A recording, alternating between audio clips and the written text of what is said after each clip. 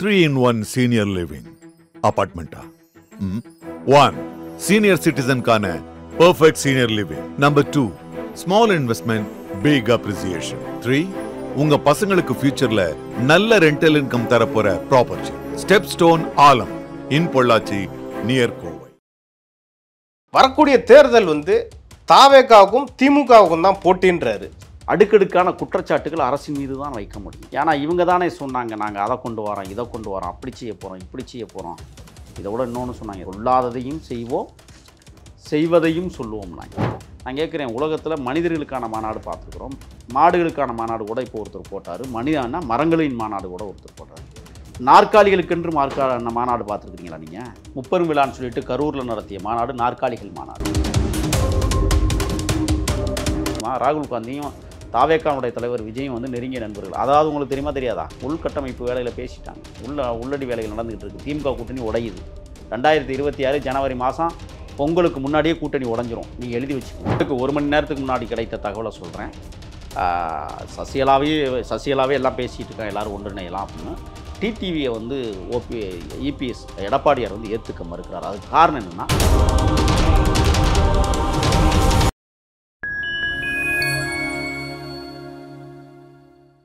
Fine time media நேயர்களுக்கு வணக்கம். இன்று நம்மோடு இணைந்திருப்பவர் தமிழ் தேசிய ஆதரவாளர் திரு முகில் அவர்கள். வாருங்கள், அவரிடம் அரசியல் சார்ந்த பல்வேறு கேள்விகளை முன்வைக்கலாம். வணக்கம் சார். வணக்கம். தாவேகா தலைவர் திரு விஜய் அவர்கள் பரப்புரை மேற்கொண்டுட்டு வர்றாரு. திருவாரூர் போயிருக்காரு, திருச்சி போயிருக்காரு, அடுத்தபடியாக கரூருக்கு போகிறதா தகவல் வந்திருக்கு. இப்போ இந்த பரப்புரையில் பார்த்தீங்கன்னா தொடர்ந்து திமுகவை விமர்சிக்கிறாரு. அதை தாண்டி வரக்கூடிய தேர்தல் தாவேகாவுக்கும் திமுகவுக்கும் தான் போட்டின்றாரு. ஒரு பிரதான கட்சி, 7 முறை தமிழ்நாட்டை ஆண்ட கட்சி ஒரு அதிமுகன்னு ஒரு கட்சி இருக்குது, அதை பற்றி பேசவே மாட்டுறாரு. அவரோட நடவடிக்கை எப்படி இருக்குது, இந்த அரசியல் எப்படி பார்க்குறீங்க? மரியாதைக்குரிய தோழர் விஜய் அவர்களுக்கு நான் மெத்தப்படியோடு சொல்லிக்கொள்வது, நீங்கள் திருச்சியில் தொடங்கி அரியலூரில் முடித்த முதல் மக்கள் சந்திப்பு போராட்டம், அதே போல் 2வது சந்திப்பு என்பது நாகப்பட்டினத்தில் ஆரம்பித்து நீங்கள் திருவாரூரில் முடிச்சுக்கிறீங்க. இதற்கிடையில் விக்கிரவாண்டி மாநாடு வி சாலையில், மதுரையில் பிரம்மாண்ட மாநாடு, இதுக்கிடையில் நிறைய ஆர்ப்பாட்டங்கள் இருக்குது. பரந்தூர் விமான நிலைய போராட்டம், அதற்கு பிறகு தம்பி அஜித்குமார் மரண வழக்கு, எல்லா இடத்துலையும் மக்கள் வெள்ளமென கூடுகிறார்கள். திருவாரூரில் கடலே கரைக்கு வந்ததை போல உணர்கிறோம். நாகப்பட்டினத்தில் கடல் தண்ணீரை கரையிலே சேர்த்ததை போல உணர்கிறோம். அடுக்கடுக்கான குற்றச்சாட்டுகள் அரசின் மீது தான் வைக்க முடியும். ஏன்னா இவங்க தானே சொன்னாங்க, நாங்கள் அதை கொண்டு வரோம், இதை கொண்டு வரோம், அப்படி செய்ய போகிறோம், இப்படி செய்ய போகிறோம். இதை விட இன்னொன்று சொன்னாங்க, செய்யாததையும் சொல்லாததையும் செய்வோம், செய்வதையும் சொல்லுவோம். நாகப்பட்டினத்தினுடைய அந்த பேச்சு என்பது இன்னைக்கு அந்த தொகுதியினுடைய சட்டமன்ற உறுப்பினர் திமுகவின் அனுதாபி ஆலூர் ஷானவாஸ் நாங்கள் பேருந்து நிலையம் அங்கே கட்டுறோம், மருத்துவமனை அங்கே கட்டுறோம், கேட்ட கேள்விக்கு மட்டும் வச்சு கட்டுறதை அவர் பேசவே இல்லை. ஏன் பேருந்து நிலையம் இவ்வளவு இழிவாக இருக்கிறதுன்னு கேட்குறாரு. நாகூர் மருத்துவமனையில் பிரசவத்திற்கே மருத்துவர்கள் இல்லைன்னு சொல்கிறார். அதுக்கு பதில் சொல்லாமல் நாங்கள் கட்டடம் கட்டுறோம், முட்டு கொடுக்குறோங்கிற வேலையெல்லாம் இங்கே வேலைக்கு ஆகாது. அமைச்சர் திரு மா சுப்பிரமணியன் அவர்கள் கூட சொல்லியிருக்காரு, நாகை மருத்துவமனையில் போய் பாருங்க, எல்லாமே இருக்குது, வசதிகள்லாம் இருக்குது. என்ன கேட்டார்னா, நாகூர் மருத்துவமனை இயங்குதா இல்லைன்னு தான் கேட்டார். நாகப்பட்டினம் மருத்துவமனை தலைமை மருத்துவமனையில் எல்லா வசதியும் இருக்கா? இருக்குன்னு அவர் சொல்கிறார் சார். என்னத்தை கிழிச்சார்? ஏன் மரியாதைக்குரிய முதல்வர் ஸ்டாலின் அவர்கள் மாவட்ட மருத்துவமனையில் போய் தன்னுடைய உடல்நிலையை சரி பண்ணலாமே? அப்போலோவுக்கும் மற்ற மருத்துவமனைகளுக்கும் போகிறதின் மர்மம் என்ன? நீங்கள் தான் அரசு மருத்துவமனையில் எல்லா வசதியும் வச்சுருக்கிறீங்கள. இப்போ நான் ஒன்று கேட்குறேன், திருவாரூர் திமுக கோட்டைன்னா, அதிமுக கோட்டையாக அங்கே ஒரு அதிமுக ஓஎஸ் மணின்னு நினைக்கிறேன், வேதாரண்யம் தன் கட்டுப்பாட்டுக்குள்ளே இன்றைக்கி வர தான் வச்சுருக்கிறார். அவரை தோற்கடிக்க முடிஞ்சதா? அதுவும் டெல்டா மாவட்டம், திருவாரூர் மாவட்டம் தானே. அவரை தோற்கடிக்க முடியுதா அவங்களால? என்ன வாய்களையே பேசுகிறீங்க நீங்கள்? நான் கேட்குறேன், உலகத்தில் மனிதர்களுக்கான மாநாடு பார்த்துருக்குறோம், மாடுகளுக்கான மாநாடு கூட இப்போ ஒருத்தர் போட்டார், மனிதனா மரங்களின் மாநாடு கூட ஒருத்தர் போட்டார். நாற்காலிகளுக்கென்று மாநாடு பார்த்துருக்குறீங்களா நீங்கள்? முப்பெரும் விழான்னு சொல்லிட்டு கரூரில் நடத்திய மாநாடு நாற்காலிகள் மாநாடு. நாரிப்பையை கிடக்கும் உங்கள் பொழப்பு. இப்போ நாகப்பட்டினம் திருவாரூர் மாவட்ட சுற்றுப்பயணம் மிகப்பெரிய எழுச்சியை தமிழக வெற்றி கழகத்துக்கு கொடுத்தது. உடனே KN நேருங்கிறவர் இப்போ பேசியிருக்கிறார். அமைச்சர்னு ஒருத்தர் இருக்கிறார்ல, உள்ளாட்சித்துறை அமைச்சர். உள்ளாட்சித்துறை அமைச்சரா? வலுவாக இருக்குது. அவர் வந்து நாங்கள் மாநாடு நடத்திட்டோம், உண்மையாக உங்கள் மனச்சாட்சி தட்டு சொல்லுங்கள், சரியான வந்து தகப்பனுக்கெல்லாம் நீங்கள் பிறந்திருந்தீங்கன்னா, சரியான தாய் உங்களுக்கு தமிழ் பால் ஊட்டி இருந்துச்சுன்னா தவிர்க்கலாம்ல சார் இதை? இல்லை இல்லை, அப்படி தான் பேசணும். ஏன்னா நீங்கள் 200 ரூபா கொடுக்கலன்னு சொல்லுங்கள் உங்கள் கட்சிக்காரனுக்கு, பிரியாணி கொடுத்து நீங்கள் கூட்டிகிட்டு வரலைன்னு சொல்லுங்கள் பார்ப்போம். இப்போ திமுக வரது தன்னெழுச்சியாக வரலன்றீங்க? தன்னெழுச்சி இல்லை, சரக்கு எழுச்சி. சரக்கில் எழுச்சி பெற்ற இயக்கம் தான் திமுக. தாவேக்கா தொண்டை எப்படி தெரியுமா வந்தான்? பழைய கஞ்சியை வீட்டில் சாப்பிட்டுவிட்டு வந்துட்டான் தலைவனை பார்க்க. காலையிலேயே 3 மணிக்கு வர வேண்டிய பையனை 5 மணிக்கு வரும்போது பசியால் நின்று கூட தலைவனை பார்க்கணும்னு பரிதவித்து நின்ற காட்சிகளை பார்க்க முடிஞ்சுது தெரியுமா? அதான் தாவேக்கா தொண்டை. யாருக்கு அரசியல் தெரியலன்னு பேசிகிட்டு இருக்கிறீங்க நீங்கள்? உங்களுக்கு அரசியல் தெரிஞ்சு இந்த நாட்டை எவ்வளவு சீர்படுத்தி வச்சுருக்கிறீங்கிறது எங்களுக்கு தாண்டா தெரியும், எவ்வளவு கொள்ளையடிச்சு வச்சுக்கிறீங்கிறது எங்களுக்கு தெரியும். நாட்டை நாசகரம் ஆக்கிய சக்திகள் இந்த சக்தி, திமுக சக்தி. நான் கேட்குறேன், திமுகவுக்கு கொள்கை என்ன? நீங்கள் ஒரு வார்த்தை சொல்லுங்கள். நான் திருப்பி கேட்குறேன். சமூக நீதி. என்ன சமூக நீதி? பெண் உரிமை, மாநில சுயாட்சி. எங்கே இருக்குது? மாநில சுயாட்சி பெற்றுட்டீங்களா? அறிஞர் அண்ணா காலத்திலேருந்து மத்தியில் கூட்டாட்சி, மாநில சுயாட்சி. நீங்கள் என்ன கிழிச்சிருக்கிறீங்க? நீங்கள் பெண் உரிமையை பற்றி நீங்கள் பேசுகிறீங்க. அதான் ஸ்ரீமதி பாப்பா மரணம்லாம் அவுத்து ஊற்றி மூடுனீங்களே, எனக்கு தெரியாது அதெல்லாம். பெண்ணை பற்றி நீங்கள் பேசுகிறீங்களா? 132 படுகொலைகள், ஆணவ படுகொலைகள் தமிழ்நாட்டில் நடந்திருக்கு தெரியுமா உங்களுக்கு? 32 கிட்டத்தட்ட 13 பெண்கள் தாலி எடுத்துக்கிட்டு இருந்திருக்கு தெரியுமா? கட்டின புருஷன் இழந்துபிட்டு நிற்குது காதல் செய்ததால் தெரியுமா? இப்போ நம்ம பேசிக்கொண்டிருக்கிற நேரத்தில் மதிப்பிற்குரிய நீதியரசர், மாண்புமிகு நீதியரசர், மரியாதைக்குரிய நீதியரசர், உங்களுக்கு நாங்கள் வந்து கோடான கோடி வணக்கம். எந்த சுடுகாட்டில் எந்த ஜாதிக்காரன் வேணாலும் புதைக்கலாம், அப்படி மீறி எவனா தடுத்தா உடனடியாக சட்டம் பாயும்னு அறிவிச்சிருக்கிறாரு. நான் பேசிகிட்டு இருக்கிற நேரத்தில் 2 நிமிடத்திற்கு முன்னால். உங்களுக்கு கடவுளாக நாங்கள் கும்பிட்றோம், கடவுள்னு ஒன்று இருந்தா. உங்கள் ஆட்சி செய்ய முடியாதது நீதிமன்றம் செய்து கொண்டிருக்கிறது. வெக்கமல்ல உங்களுக்கு? காட்டாட்சி தற்பார் நடத்திக்கிட்டு நீங்கள் வேடிக்கை காட்டுறீங்க. திருவாரூரில் வந்து அப்படியே கூட்டிட்டாங்களாம் இவங்க. கரூரில் கூட்டினீங்களே நாற்காலிகள் மாநாடு பார்த்தோம் தானே, நக்கிக்கின்னு கிடந்துச்சேன். இப்போ வருகிற 27ஆம் தேதி தளபதி விஜய் அவர்கள் முதல்ல அறிவிச்சது சேலத்தை அறிவிச்சார். ஏன் அதை ரத்து பண்ணாங்க தெரியுமா உங்களுக்கு? சார், சேலம் மாவட்டம்ங்கிறது பெரிய மாவட்டம், கடல் போல் காட்சி தருகிற மக்கள் வெள்ளம் கூட இருக்கிறான். போதிய பாதுகாப்பு வசதிகளை காவல்துறை தர மறுக்குது. நிபந்தனைகளை வந்து கொஞ்சம் தளர்த்தணும்னு சொல்கிறாங்க. ஒத்துக்கலை. மற்ற கட்சிகளுக்கெல்லாம் ரோடு ஷோ நடத்துவான், தமிழக வெற்றி கழகத்துக்கு மட்டும் ரோடு ஷோ ரத்து. இப்போ நான் என்ன கேட்குறேன்னு சொன்னால், சேலம் மாநாட்டில் வந்து லட்சக்கணக்கான பேர் கூடுனா கூட்டத்தை கட்டுப்படுத்த முடியாது, அதுக்கான கால அவகாசம் தேவைப்படுது. அதுக்காக தான் அதை வந்து தள்ளி போடுறாங்க. இப்போ கோவை, திருப்பூர் போன்ற மாவட்ட மாநாடுகள், அந்த மக்கள் சந்திப்பு பேரணிகள் வந்து அதையும் தள்ளி போட்டிருக்கிறாங்க. எப்போ? அக்டோபர் 4க்கு. இப்போ ஏன் உடனடியாக கரூருக்கு வந்து அவர் வர்றாருன்னா, கொங்கு மண்டலத்தின் நுழைவு வாய். சார், முன்னாள் அமைச்சர் சார் அவர். இல்லை, ஊழல் துறை அமைச்சர் அவர். நான் அழுத்தமாக சொல்கிறேன், ரவுடித்துறை அமைச்சர், ஊழல் துறை அமைச்சர்லாம் திமுகவில் தான் இருக்காங்க. எந்த கட்சியில் இருந்தாலும் அவர் வந்து ரொம்ப ஸ்ட்ராங்காக இருக்கார். அவரை தாண்டி எதுவுமே பண்ண முடியாது. அவர் எல்லா கட்சியிலையுமே கொள்ளையடிப்பார், புரியுதுங்களா?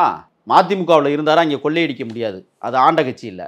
அதிமுக வந்து கோடிக்கணக்கில் கொள்ளையடிச்சார், சாட்சி இருக்குது. மதுரை மாவட்ட ஆட்சியர் சங்கீதான ஒரு அம்மா, அவங்க வீட்டுக்காரர் வந்து செந்தில் பாலாஜிக்கு வந்து போக்குவரத்து துறையில் வந்து வேலை வாங்கி தரேன்னு சொல்லி 100கணக்கான பேர்கிட்ட பல லட்சங்களை வந்து கையாடல் பண்ணி வரலாறு தெரியுமா உங்களுக்கு? சங்கீதா வந்து இன்றைக்கி மதுரை மாவட்ட ஆட்சித்தலைவர், அவங்க புருஷனை சொல்கிறேன், அந்த அம்மாவை சொல்லலை. அந்த அம்மாவுக்கு சாதி வெறி நிறைய இருக்கும். விசிகா கொடியை ஒரு கொடியும் இங்கே உயிரை பறக்காது, வெட்டி வீழ்த்திடும் அந்த அம்மா. ஆனால் கூட்டணியை பற்றி பேசுவாங்க இங்கே வாய்கிலேயே. அது ஒரு புறம் இருக்கட்டும். இப்போ கரூரில் மாநாடு என்ன பேச போகிறாருன்னு தெரியுமா உங்களுக்கு? மணல் கொள்ளையை பற்றி பேச போகிறாரு தெரியுமா?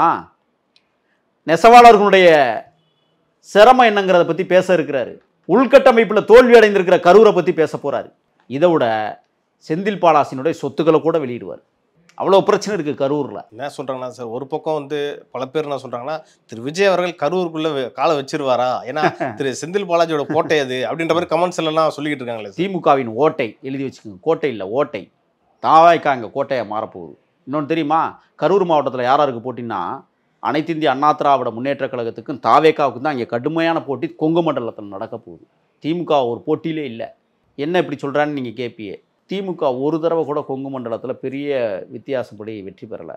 ஈரோடு கிழக்கில் வந்து 2 தடவை போட்டிட்டாங்க தனியாக, அதிமுக போட்டியிடலை. ஏன் போட்டியிடல தெரியுமா? நாடாளுமன்ற தேர்தலில் கூட ஜெயிச்சாங்களே சார், திமுக கூட்டணி தான் ஜெயிச்சது. பிரதமர் யாருன்னு சொன்னாங்க, வெற்றி பெற்றாங்க. அது ராகுலுக்கு விழுந்த ஓட்டு.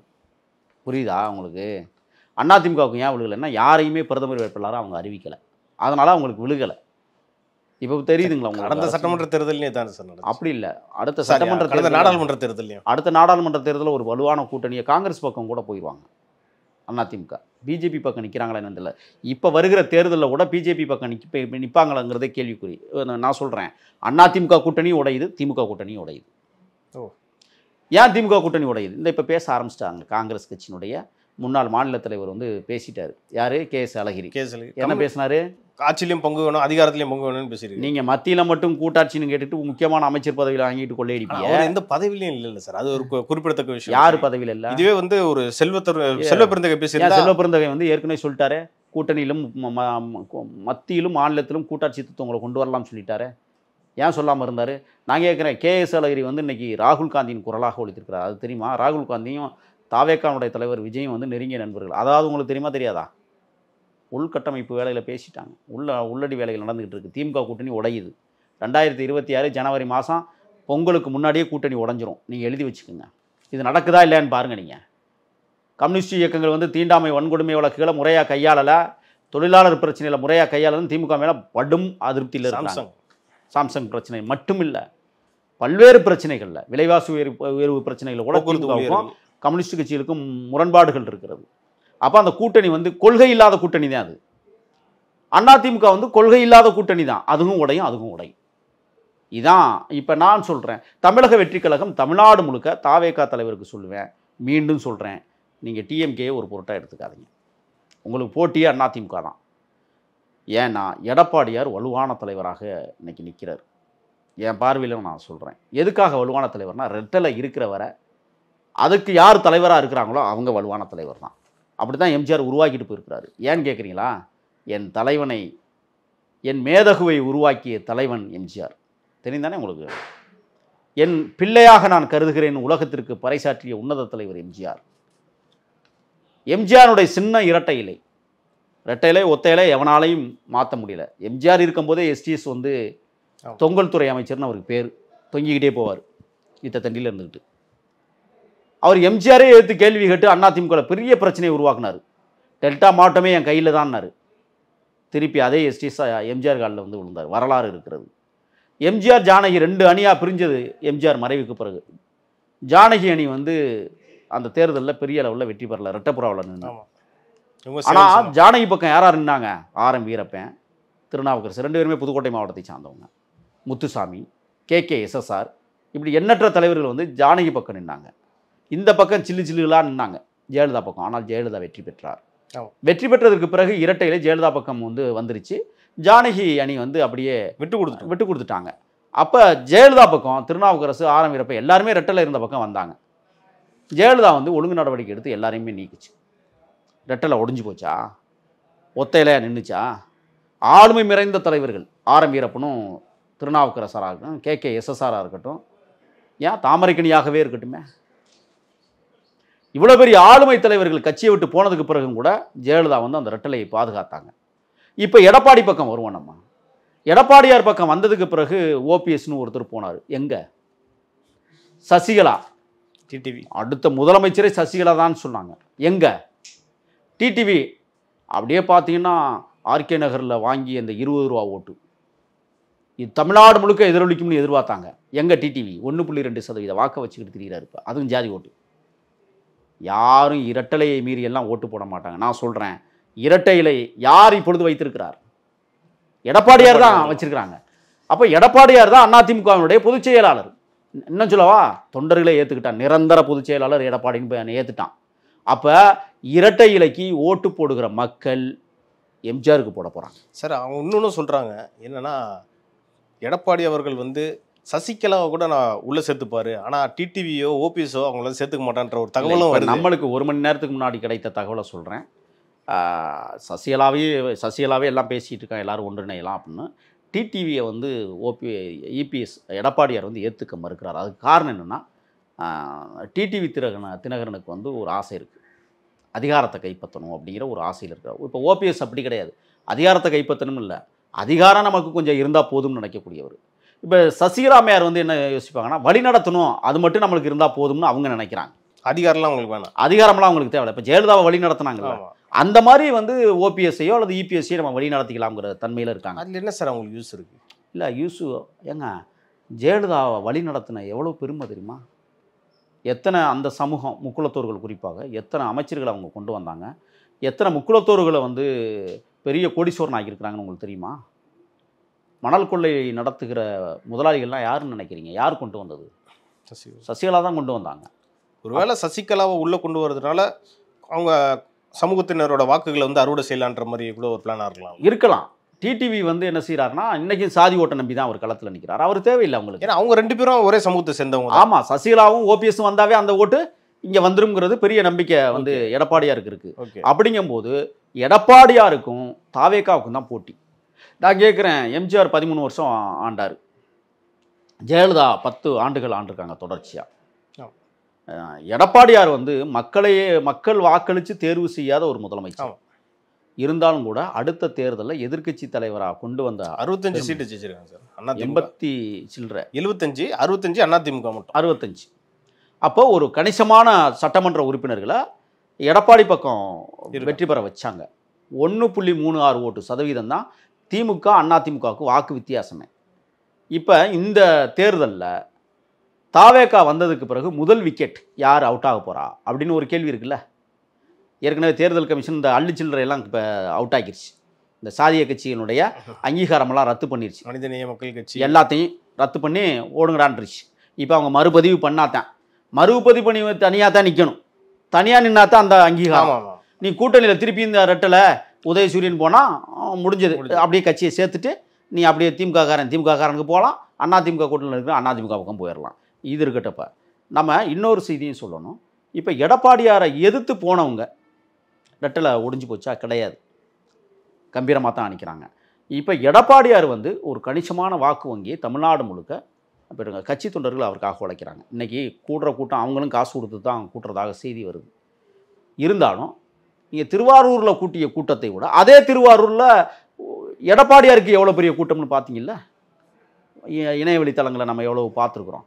அப்போ இந்த தேர்தலில் விஜய்க்கு நான் ஒரு அறிவுரை இல்லை, ஒரு தம்பியாக இருந்து உங்களுக்கு சொல்கிறேன். விஜய்க்கு போட்டி வந்து நீங்கள் இந்த 2 சுற்றுப்பயணத்தில் திமுக காலி, 3வது சுற்றுப்பயணத்தில் முழுவதும் காலி.